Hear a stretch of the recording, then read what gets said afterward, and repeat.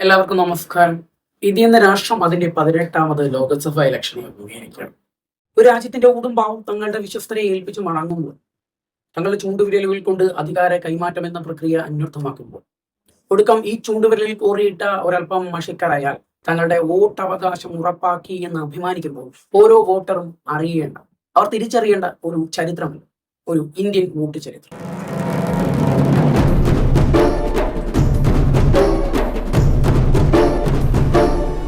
ഇതിനെ കേവലം ഇന്ത്യയുടെ വോട്ട് കഥ എന്ന് മാത്രം പറഞ്ഞാൽ അതൊരുപ്പം ചെറുതായി.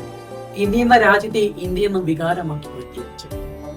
1947 ഓഗസ്റ്റ് 14 അർദ്ധരാത്രി. നൂറ്റാണ്ടുകൾ നീണ്ടുനിന്ന സമരമുറകൾ കൊടുത്തും വെള്ളക്കാർ ഈ നാടിനെ വിട്ടു. അന്ന് മാത്രം ജനിച്ചു വീണ ഒരു ചോരക്കുഞ്ഞായിരുന്നു ചോരയുടെ നിറമായിരുന്നു ആരാ. മുകളിൽ സ്വാതന്ത്ര്യത്തിന്റെ വാനം കണി കണ്ടുണരുന്നത് വലിയ പലായനങ്ങളാണ്.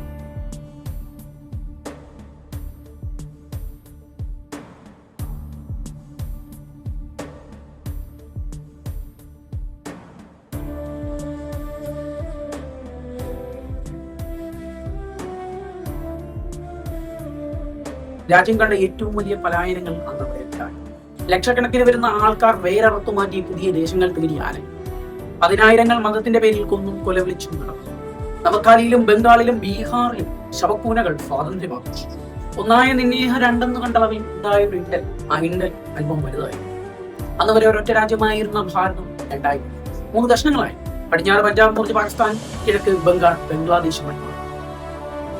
റാഡ്ക്ലിഫ് എന്ന സാഹിബ് ഭൂപടത്തിൽ വരച്ചു ചേർത്ത വര ഒടുക്കം ലക്ഷങ്ങളുടെ തലവര മാറ്റിവെച്ചു. സ്വാതന്ത്ര്യം കിട്ടിയിട്ട് ഏതാണ്ട് 6 മാസം കൂടി തികച്ചായിട്ടില്ല. ജനങ്ങളെ സ്വാതന്ത്ര്യം എന്ന കിനാവ് കാണാൻ പഠിപ്പിച്ച ആ മഹാരഥൻ അരങ്ങുവിട്ടു. 1947 ജനുവരി മാസം 30 വൈകുന്നേരം 5. ബിർലാ മന്ദിരത്തിൽ വെച്ച് നാഥൂറാം വിനായക് ഗോഡ്സെ തന്റെ കയ്യിലുണ്ടായിരുന്ന റിവോൾവറിൽ നിന്ന് 3 വെടിയുണ്ടകൾ ഉതിർത്ത് ആ മഹാത്മാവിന്റെ സത്യാന്വേഷണ പരീക്ഷണങ്ങൾക്ക് അടിവരയ്ക്കും. നെഹ്റു ജനങ്ങളോടായി വിളിച്ചു പറഞ്ഞു, വെളിച്ചം പോയിരിക്കുന്നു, ഇരുട്ടാണ്, ഇരുട്ടം മാറും. അതെ, ഒരു ഭരണാധികാരി എന്ന നിലയിൽ നെഹ്റുവിന് ചുറ്റും ഇരുട്ടായിരുന്നു, കൊടിയ ശൂന്യത. ഇന്ന് നാം കാണുന്ന ഭാരതമായിരുന്നില്ല. പല നാട്ടുരാജ്യങ്ങളായി ചിന്നിച്ചിതറിക്കിടന്ന ഒരു ഭാരതം. മതവരി കൊണ്ട് പരസ്പരം കൊല്ലാനും കൊല്ലിക്കാനും നടക്കുന്ന ജനക്കൂട്ടം. നൂറ്റാണ്ടുകൾ വിഷം കൊടുത്തു വളർത്തിയ ജാതി. സമ്പന്നമെന്ന് പറയാൻ ആകെ ഉണ്ടായിരുന്നത് ദാരിദ്ര്യം. നാട്ടുരാജ്യങ്ങളിലുള്ളവരാകട്ടെ ഒന്നിനൊന്ന് കണ്ടുകൂടാത്ത നാട്ടുരാജാക്കന്മാർ. ഇവരെല്ലാം ചേർത്ത് വെച്ച് ഭാരതം എന്ന ഒരു വലിയ സാമ്രാജ്യം കെട്ടിപ്പടുക്കുക എന്നത് അങ്ങേയറ്റം പരിശ്രമകരമായി. ഈ ദൗത്യം ഏൽപ്പിച്ചത് സാക്ഷാൽ സർദാർ വല്ലഭായ് പട്ടേൽ. അദ്ദേഹവും വകുപ്പ് സെക്രട്ടറി വാപ്പാല പങ്കുടിമൻ VP മേനോൻ കൂടി ചേർത്ത് ഈ നാട്ടുരാജ്യങ്ങളെ എല്ലാം ചേർത്ത് വെച്ച് ഭാരതത്തിന്റെ പുനർനിർമ്മിതിക്ക് ഇറങ്ങി. കാശ്മീർ എങ്ങനെയും കീഴടക്കുക എന്നത് മാത്രമാണ് പാക് പട്ടാളത്തിൽ. കാശ്മീർ രാജാവ് അന്ന് നെഹ്റുവിന്റെ സഹായം അഭ്യർത്ഥിച്ചു. ഇനിയും തന്റേതായി മാറിയിട്ടില്ലാത്ത ഒരു ദേശത്തേക്ക് ഇന്ത്യൻ സൈന്യത്തെ അയക്കാൻ ആവശ്യബോധം തീരുമാനിച്ചു. ഒടുക്കം കാശ്മീർ അവരുടെ അഭിപ്രായം അറിയിച്ചു. അവർ ഇന്ത്യൻ യൂണിയനിൽ ചേരാൻ സന്നദ്ധ. അങ്ങനെ ചിന്നിച്ചിതറിക്കിടന്ന നാട്ടുരാജ്യങ്ങളെല്ലാം സർവ്വസമം ചേർത്ത് വെച്ച് ഭാരതം എന്ന മഹാരാജ്യം, ഒരു രാഷ്ട്രം അവിടെ പിറന്നു.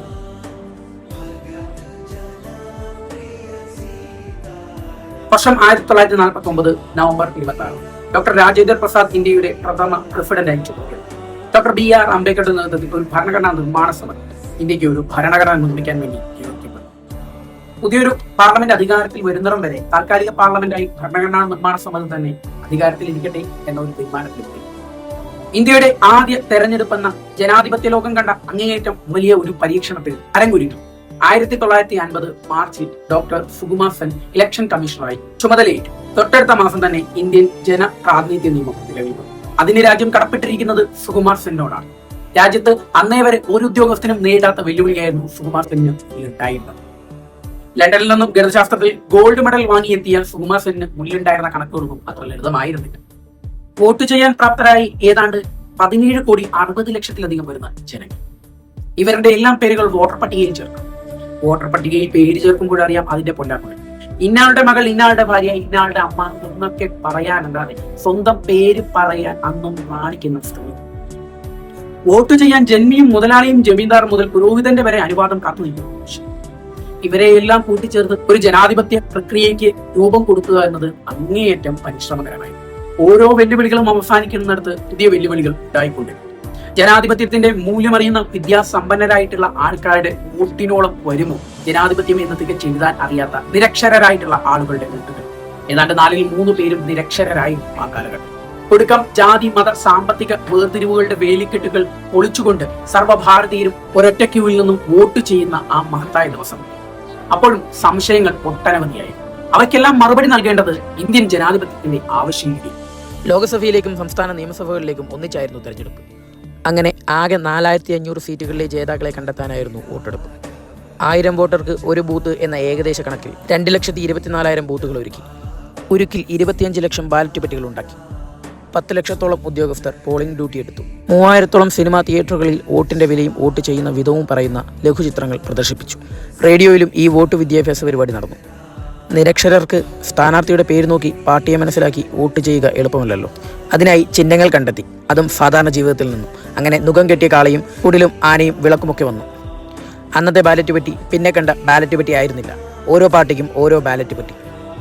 പെട്ടിയിൽ പാർട്ടിയുടെ ചിഹ്നവും, ഏത് പാർട്ടിക്കാണോ വോട്ട് ആ പാർട്ടിയുടെ പെട്ടിയിൽ ബാലറ്റ് ആണ്. അതായത് പാർട്ടിയുടെ വോട്ട് പെട്ടിയുടെ പേരിൽ അറിയപ്പെട്ടു. പാർട്ടികളും തെരഞ്ഞെടുപ്പിനൊരുങ്ങി. കോൺഗ്രസിനായിരുന്നു തുടക്കം മുതലേ തെരഞ്ഞെടുപ്പിൽ മേൽക്കൈ. സ്വാതന്ത്ര്യ പ്രസ്ഥാനത്തിന്റെ പാരമ്പര്യം സ്വന്തമാക്കിയവർ. കോൺഗ്രസ് തുടക്കം മുതലേ വിജയിപ്പിച്ച തെരഞ്ഞെടുപ്പായിരുന്നു ആദ്യത്തെ ലോക്സഭാ ഇലക്ഷൻ. തിരഞ്ഞെടുപ്പിന് മുമ്പ് തന്നെ പുരുഷോത്തമൻ ദാസ് ടംഡൻ കോൺഗ്രസ് അധ്യക്ഷ സ്ഥാനം വിട്ടൊഴിഞ്ഞു. നെഹ്റു കോൺഗ്രസ് അധ്യക്ഷ സ്ഥാനം ഏറ്റെടുത്തു. വല്ലഭായ് പട്ടേൽ നിര്യാതനായ ശേഷം കോൺഗ്രസിൽ സമാനതകളില്ലാത്ത തലപ്പൊക്കത്തിലായിരുന്നു നെഹ്റു. തിരഞ്ഞെടുപ്പിന് മുമ്പ് ഇടക്കാല നെഹ്റു ക്യാബിനറ്റിലെ 2 സഹപ്രവർത്തകർ വേറെ പാർട്ടിയുണ്ടാക്കി. ശ്യാമപ്രസാദ് മുഖർജി ജനസംഘം രൂപീകരിച്ചു. ഭരണഘടനാ ശില്പി BR അംബേദ്കർ ഷെഡ്യൂൾഡ് കാസ്റ്റ് ഫെഡറേഷനിൽ സ്ഥിരസാന്നിധ്യമായി. പിന്നീടത് റിപ്പബ്ലിക്കൻ പാർട്ടിയായി. ആചാര്യ കൃപലാനി കിസാൻ മസ്ദൂർ പ്രജാ പരിഷത്ത് എന്ന പാർട്ടിയുണ്ടാക്കി. റാം മനോഹർ ലോഹിയും ജയപ്രകാശ് നാരായണനും സോഷ്യലിസ്റ്റ് പാർട്ടിയുടെ മുൻനിര നേതാക്കളായി.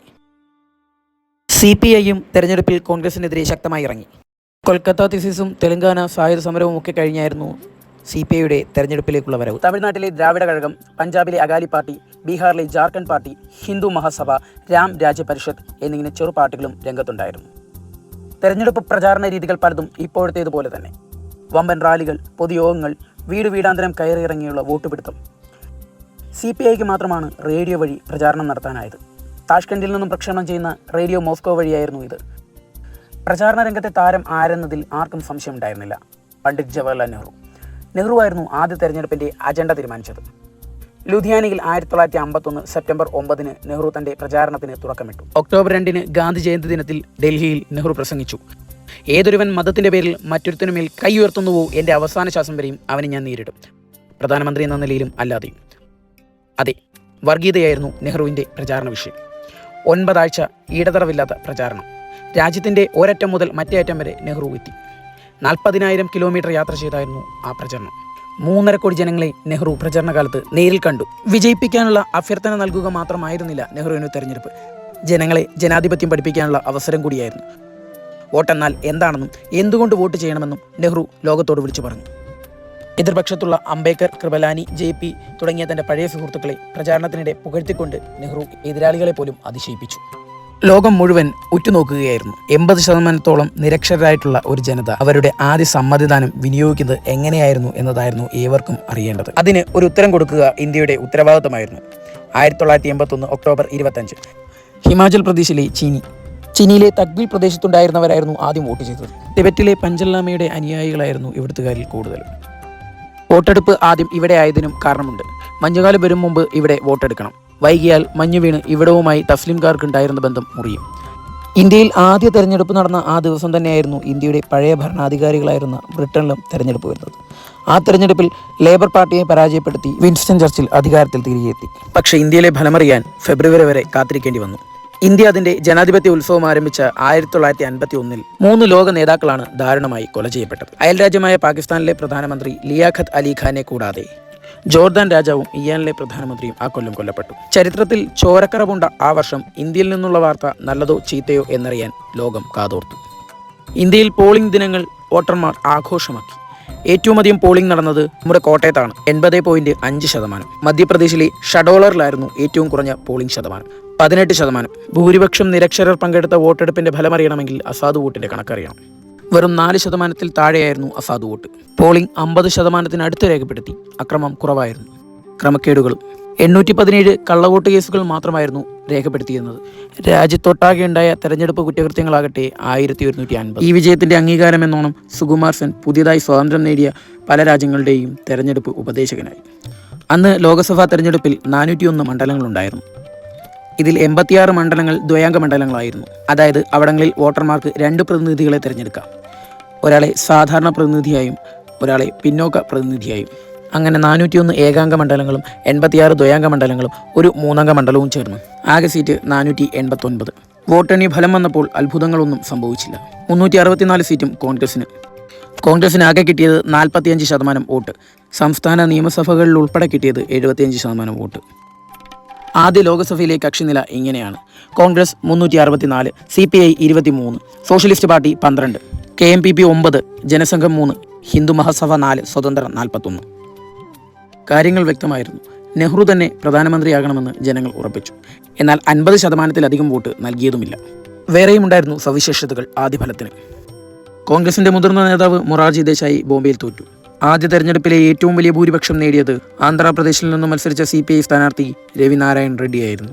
ഭരണഘടനാ നിർമ്മാണത്തിൽ വലിയ പങ്ക് വഹിച്ച ഡോക്ടർ BR അംബേദ്കർ മുംബൈയിൽ തോറ്റു. ഖജോൽക്കർ എന്ന പാൽ വിൽപ്പനക്കാരനായിരുന്നു അംബേദ്കറെ തോൽപ്പിച്ചത്.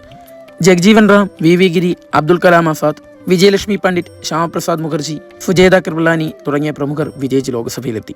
ആദ്യത്തെ തെരഞ്ഞെടുപ്പിൽ കേരളം എങ്ങനെ പ്രതികരിച്ചു എന്നുകൂടി പരിശോധിക്കാം. ഓർക്കണം, ഇന്നത്തെ കേരളമല്ല അന്നത്തെ കേരളം.